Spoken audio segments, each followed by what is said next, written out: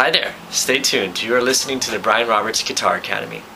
For this video we're going to work on bar chords based around the E chord shape. Okay, so the bar chord based around the E major shape. Alright? The way we conjure bar chords is to understand what's happening at the open chord position. So if we play an E chord, we have this coupling of the fingers, right? The best way to approach this is to play the same exact chord, except don't use your index finger. So you're going to press all the same frets, but you're going to omit using the index finger. So what that means is that you're going to end up having to use your pinky. Okay, so you put your fingers all in the same spot, you still have an E. If you take a listen, there's no difference. Right?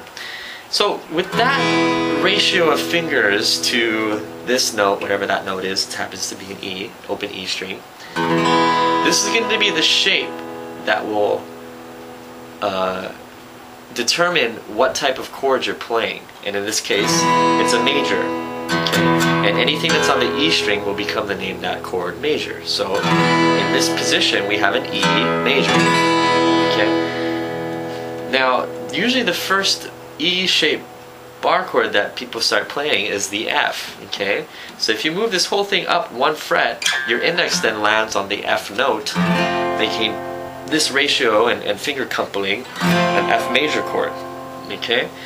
So anywhere you take this whole shape, looking at your index finger, that's going to be the name of that chord. Okay? This would be a F sharp. And if you know your dot inlay, this first dot right here is a G, so you're playing a G major. You go to the second dot, it's an A. If you go in between the first and second dot, it's either a G sharp or an A flat major.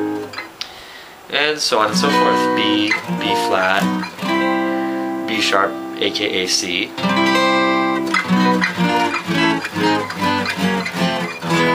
So the best way to remember this chord shape is, rather than remembering a sequence of,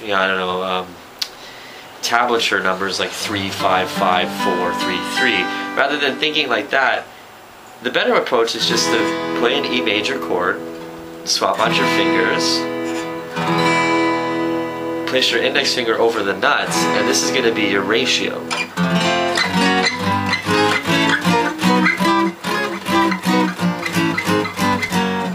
Then if you want to use this tastefully, you would apply it anywhere there's a 4 and a 5 interval. And if you don't know what that is, you can refer to another video. But in this case, I can play a G, C, and a D.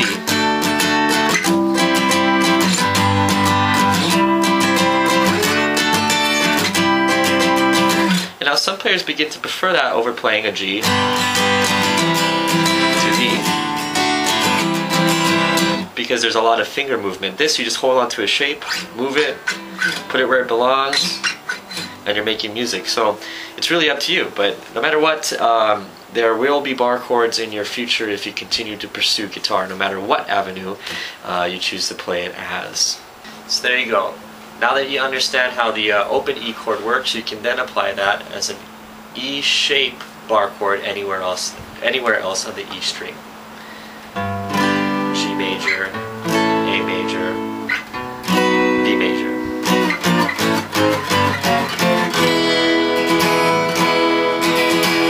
Thanks again for watching. If you liked what you saw, be sure to subscribe. I try to upload videos like this weekly.